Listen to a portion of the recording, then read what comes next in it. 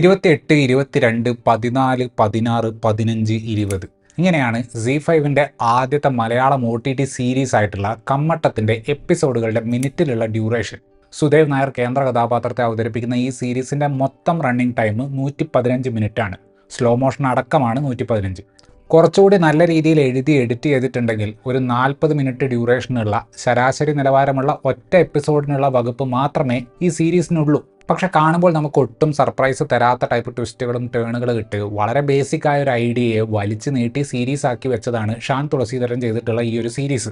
2 മണിക്കൂറിൽ താഴെ 6 എപ്പിസോഡ് ആക്കിയിട്ട് പറഞ്ഞിട്ടുള്ളത് ഒരു തട്ടിപ്പിന്റെ കഥയാണ്. സിമ്പിളായിട്ട് പറഞ്ഞാൽ തട്ടിപ്പിനെ കുറിച്ച് തട്ടിക്കൂട്ടിയെടുത്ത സീരീസാണ് കമ്മട്ടം.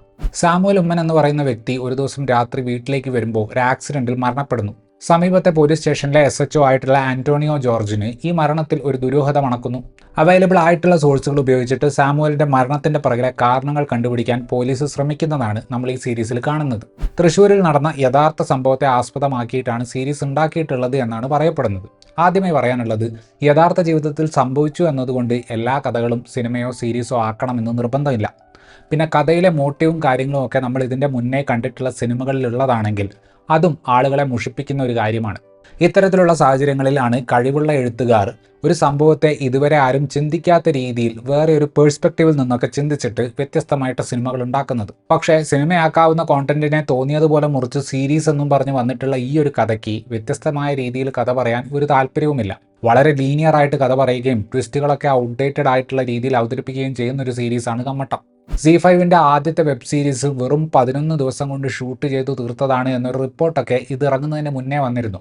സംഭവം ടെക്നിക്കലായിട്ട് നോക്കുമ്പോൾ അതൊരു വലിയ അച്ചീവ്മെൻ്റ് ആണെങ്കിലും ഇത് കാണുന്ന പ്രേക്ഷകന് 11 ദിവസം കൊണ്ടുണ്ടാക്കിയതാണോ 11 മാസം കൊണ്ടുണ്ടാക്കിയതാണോ എന്നത് വിഷയമല്ല.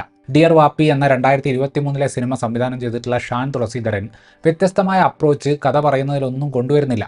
സീരീസിൻ്റെ പ്രധാനപ്പെട്ട ഒരു പ്രശ്നമായിട്ട് എനിക്ക് തോന്നിയത് ഈ ഡയലോഗിലൂടെ അധികമായിട്ട് ഇൻഫർമേഷനുകൾ ഓഡിയൻസിന് സ്പൂൺ ഫീഡ് ചെയ്ത് കൊടുക്കുന്ന പരിപാടിയാണ്. പോലീസുകാർ അവരുടെ ബുദ്ധി ഉപയോഗിച്ച് കേസ് തെളിയിക്കുകയാണോ അതോ ഓരോ ചിന്തകളും ഉറക്കെ വിളിച്ചു പറഞ്ഞ് ഓഡിയൻസിനെ കേൾപ്പിക്കാൻ വേണ്ടി കേസ് തെളിയിക്കുകയാണോ എന്ന് തോന്നിപ്പോവും. കേരളത്തിലെ പ്രേക്ഷകരുടെ ആസ്വാദന നിലവാരത്തെയും ബുദ്ധിയെയും ഈ സീരീസ് ഉണ്ടാക്കിയവർ അങ്ങേയറ്റം അണ്ടർ എസ്റ്റിമേറ്റ് ചെയ്തിട്ടുണ്ട്. ഇതിലെ നായക കഥാപാത്രത്തെ അവതരിപ്പിച്ചിട്ടുള്ള സുദേവ് നായർ മലയാളം പറയാൻ പൊതുവെ സ്വല്പം ബുദ്ധിമുട്ടുള്ള വ്യക്തിയാണ്. ഒരു പരിധിവരെ ബൈസെപ്സ് ഉപയോഗിച്ചിട്ടാണ് ആ ഒരു ന്യൂനത പുള്ളി കുറയ്ക്കുന്നത്. അല്ലെങ്കിൽ ഡയലോഗ് വഴി ആളുകൾക്ക് കാര്യങ്ങൾ വായിൽ ഉരുട്ടി വെച്ച് കൊടുക്കുന്ന പഴഞ്ചനായിട്ടുള്ള എഴുത്ത് സുദേവിൻ്റെ ഡയലോഗ് ഡെലിവറിയിലൂടെ വരികയും കൂടെ ചെയ്യുമ്പോൾ കാര്യങ്ങൾ കൂടുതൽ മോശമാവുകയാണ്. അരുൺ സോളിന് ഈ സിനിമയിൽ ഒരു നല്ല കഥാപാത്രത്തെ ലഭിച്ചിട്ടുണ്ട്. അജയ് വാസുദേവ്, അഖിൽ കവലിയൂർ, ജോർഡി പൂഞ്ഞാർ മുതലായവർ മറ്റ് പ്രധാന കഥാപാത്രങ്ങളെ അവതരിപ്പിച്ചിട്ടുണ്ട്. ജിൻസ് ഭാസ്കർ ആണ് ഒരു പോലീസ് ഉദ്യോഗസ്ഥന്റെ റോൾ ചെയ്തിട്ടുള്ളത്. ജിയോ ബേബി, സായ് കുമാർ മുതലായവർ വെറും 2 സീനിൽ വന്ന് അഭിനയിച്ചു പോയിട്ടുണ്ട്. OTT പ്ലാറ്റ്ഫോമുകളുടെ ഭാവിയെക്കുറിച്ചുള്ള ചർച്ചകളിൽ ഇപ്പോൾ ഉള്ള 2 പേരുകളാണ് മൈക്രോ ഡ്രാമകളും TV+ കണ്ടന്റുകളും. മൈക്രോ ഡ്രാമകൾ എന്ന് പറയുന്നത് വെറും 2 മിനിറ്റോ അതിൽ താഴെയോ ദൈർഘ്യമുള്ള ഒരുപാട് എപ്പിസോഡുകളുള്ള ഡ്രാമകളാണ്, ഏതാണ്ട് നമ്മുടെ റീലുകൾ പോലെ.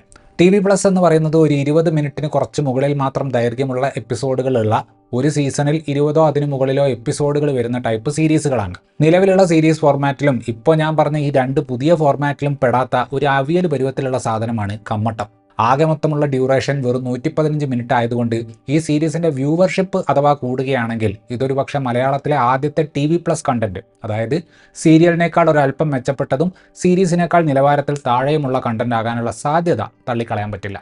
ഇത്രയുമായിരുന്നു ഈ സീരീസിനെ കുറിച്ചിട്ടുള്ള എൻ്റെ റിവ്യൂ. ഈ വീഡിയോ ഇഷ്ടപ്പെട്ടാൽ ലൈക്ക് ചെയ്യുമെന്നും കൂടുതൽ വീഡിയോകൾക്ക് വേണ്ടി ഈ ചാനൽ സബ്സ്ക്രൈബ് ചെയ്യുമെന്നും പ്രതീക്ഷിക്കുന്നു. താങ്ക്